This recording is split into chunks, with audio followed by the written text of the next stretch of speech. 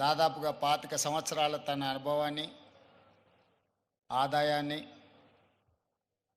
ఈ 150 ఎకరాలలో ఒక మంచి పార్కును ఏర్పాటు చేసి ఈ కార్యక్రమం ప్రారంభోత్సవానికి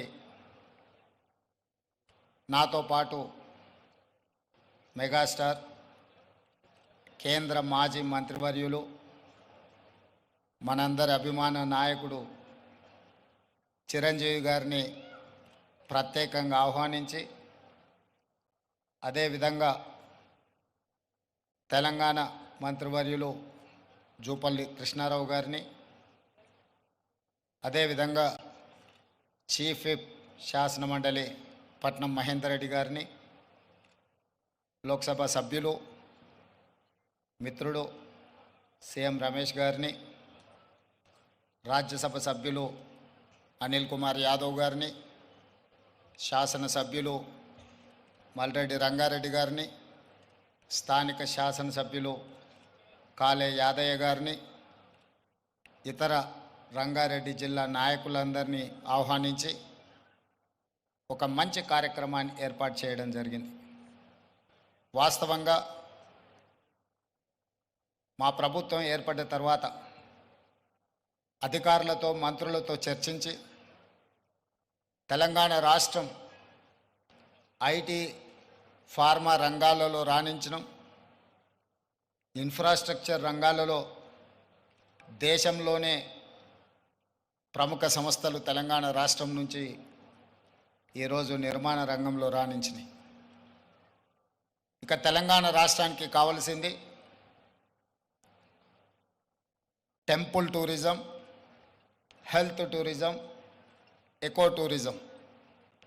ఒక రాష్ట్రం యొక్క ఆదాయం పెరగాలి, ఒక రాష్ట్రానికి గుర్తింపు రావాలి అని అంటే పరిశ్రమలు, పెట్టుబడులే కాదు, ఆ రాష్ట్రంలో ఉన్న టెంపుల్ టూరిజం, ఎకో టూరిజమే ఆ రాష్ట్రం యొక్క ఆదాయాన్ని పెంచడమే కాకుండా రాష్ట్రం యొక్క గుర్తింపు, గౌరవాన్ని కూడా పెంచుతుంది. ఈరోజు మనకు సంబంధించిన మిత్రులు కావచ్చు, బంధువులు కావచ్చు, చాలామంది వాళ్ళ పిల్లల పెళ్ళిళ్ళు చేయాలన్నా, శుభ కార్యక్రమాలు ఏమైనా చేయాలి అని అంటే మన ప్రాంతం కాకుండా రాజస్థాన్కో లేకపోతే ఇతర దేశాల్లోకి వెళ్ళి అక్కడ కార్యక్రమాలు చేసుకుంటున్నారు. దానికి ప్రధానమైన కారణం ఆ ప్రాంతంలో ఉండే టెంపుల్ టూరిజం, అదేవిధంగా ఎకో టూరిజం. వీటితో పాటు ఎవరిని కదిలిచ్చినా మన వాళ్ళని బెంగళూరు జిందల్లో జాయిన్ అయినని కొంతకాలము అని చెప్పి చెప్తూ ఉంటారు. మనం ఈరోజు మందిరాలను దర్శించుకోవాలంటే తమిళనాడుకో ఇతర రాష్ట్రాలకో వెళ్తున్నాం. ఫారెస్ట్లో ప్రకృతి సహజ వనరులను చూడాలి అంటే మధ్యప్రదేశో లేకపోతే ఇతర రాష్ట్రాలకు వెళ్తున్నాం. అదేవిధంగా హెల్త్ టూరిజం విషయంలో కూడా మనం ఎక్కడెక్కడికో వెళ్ళాల్సిన పరిస్థితి. కానీ అన్ని సహజ వనరులు ఉన్న తెలంగాణ రాష్ట్రంలో ఇప్పటి వరకు ప్రభుత్వాల దృష్టి ఈ హెల్త్ టూరిజం మీద, ఎకో టూరిజం మీద, టెంపుల్ టూరిజం మీద ఫోకస్ లేకపోవడం వల్ల అద్భుతమైన ఆలయాలు ఉన్న తెలంగాణ రాష్ట్రం, అది 1000 స్తంభాల గుడి కావచ్చు, యునెస్కో గుర్తింపు పొందిన రామప్ప మందిరం కావచ్చు, లేకపోతే శ్రీశైలం కావచ్చు, రాజన్న వేములవాడ రాజన్న మందిరం కావచ్చు, ఇట్లాంటి చాలా మందిరాలు, ప్రపంచ ప్రఖ్యాతిగాంచిన మందిరాలు మన దగ్గర ఉన్నాయి. ఈరోజు కవాల్ కావచ్చు, tiger reserve forest, Nallamala tiger reserve forest కావచ్చు, జూపల్లి కృష్ణారావు గారు ప్రాతినిధ్యం వహిస్తున్న కొల్లాపూర్ ప్రాంతం, నల్లమల అటవీ ప్రాంతం, కృష్ణానది జలాలు ప్రవహిస్తున్న ప్రాంతం, అక్కడ మందిరాలకు, అక్కడ ప్రకృతి సహజ వనరులకు కొదవలేదు. మల్లెల తీర్థం లాంటి ప్రాంతాలు మన దగ్గర ఉన్నాయి. కానీ వీటికి ఇవ్వాల్సినంత ప్రాధాన్యత, తీసుకురావాల్సినంత గుర్తింపు తీసుకురాకపోవడం వల్ల మన రాష్ట్రంలో temple tourism, eco tourism, health tourism వెనుకబడుతున్నది. ఈరోజు ఎకో టూరిజంలో టూరిజం పాలసీని ఈ మధ్యలోనే శాసనసభలో మనం చర్చించడం, దానికి మంత్రి జూపల్లి కృష్ణారావు గారే ఆ పాలసీ తయారీలో కీలక పాత్ర పోషించింది. రాబోయే కొద్ది రోజుల్లో టూరిజం పాలసీని తీసుకొచ్చి టూరిజం పాలసీలో ఎకో టూరిజంను ప్రోత్సహించాలని ఈరోజు మన ప్రభుత్వం ముందుకు వెళ్తున్నది. కానీ ప్రభుత్వానికంటే ముందే ఎకో టూరిజం ఈరోజు రామదేవరావు గారి ఏర్పాటు చేసిన 150 ఎకరాలలో ఒక అద్భుతాన్ని సృష్టించిండు. ఈ అద్భుతం వారికి ఒక్కరికి ఆదాయం తెచ్చిపెట్టేది కాదు, రాష్ట్రానికి కూడా ఆదాయం తెచ్చిపెడుతుంది, రాష్ట్రానికి కూడా గుర్తింపు గౌరవం తెచ్చిపెడుతుంది. ఈరోజు మనం మొక్కలు కొనాలంటే గోదావరి జిల్లాలకు వెళ్ళాల్సిన పరిస్థితి.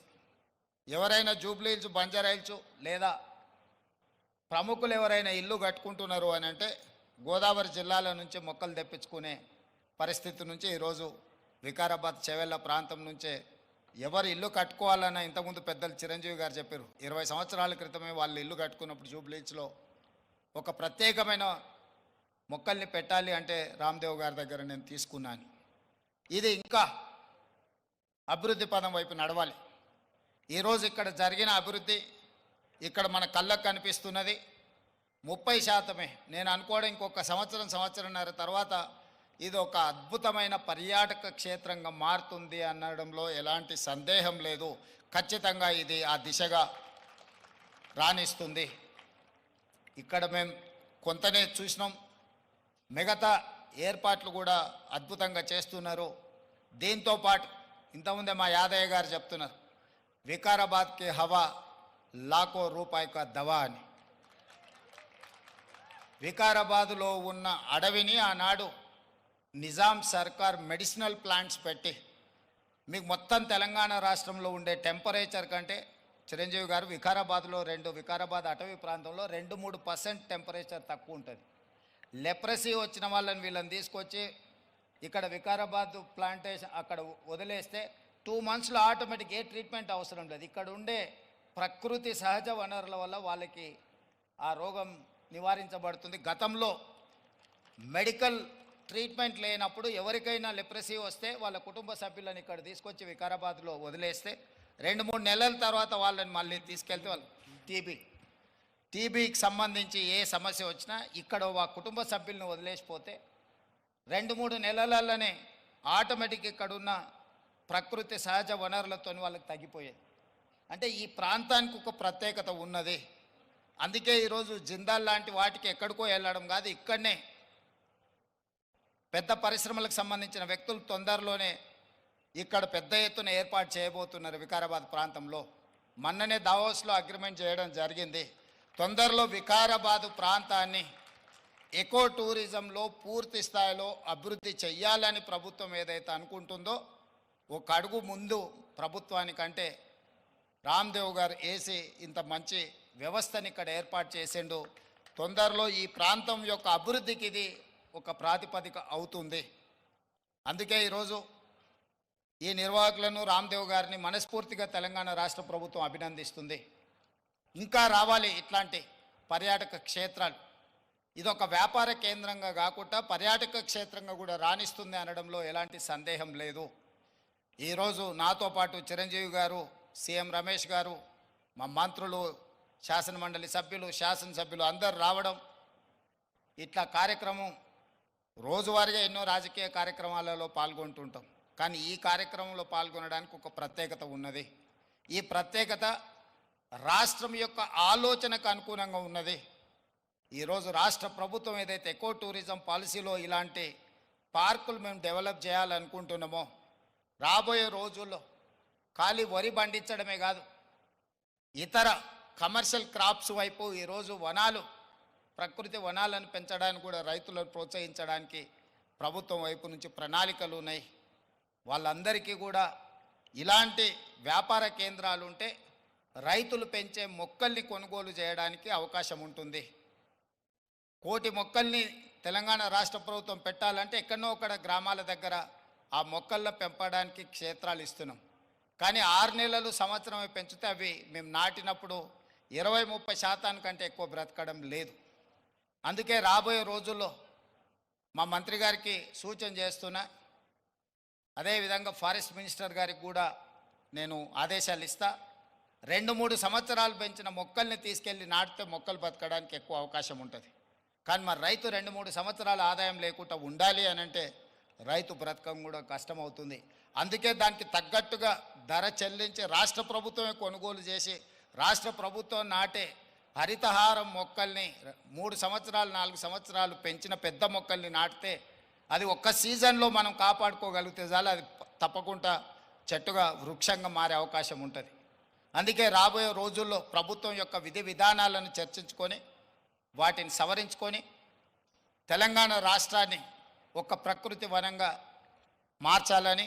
అక్కడ రామయ్య గారు ఉన్నారు, ఒక సామాన్యమైన రైతు.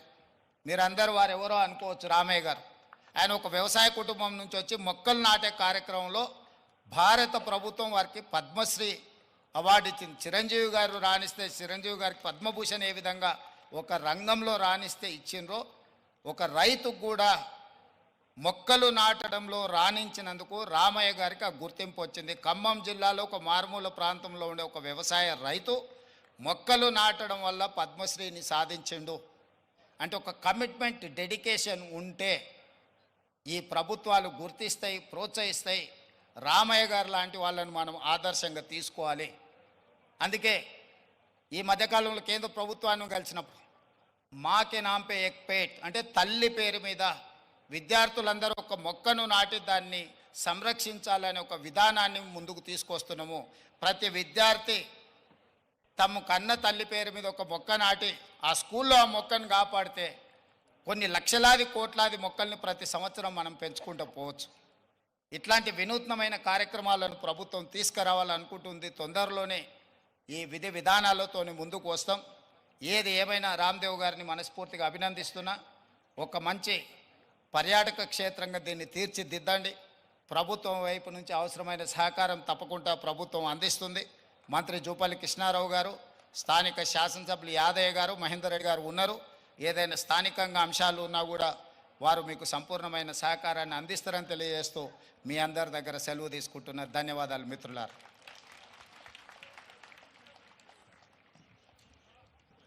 ముఖ్యమంత్రి గారికి హృదయపూర్వకమైనటువంటి కృతజ్ఞతలు తెలియజేస్తూ ఉన్నాము. అలాగే వారి ఇందాక ప్రస్తావించిన విధంగానే ఇక్కడికి విచ్చేసినటువంటి గ్రీన్ యాక్టివిస్ట్ వనజీవి రామయ్య గారికి, అలాగే దుస్సెర్ల సత్యనారాయణ గారికి ఇప్పుడు సత్కారం ఫెలిసిటేషన్ చేయవలసిందిగా గౌరవనీయ ముఖ్యమంత్రి గారు శ్రీ రేవంత్ రెడ్డి గారిని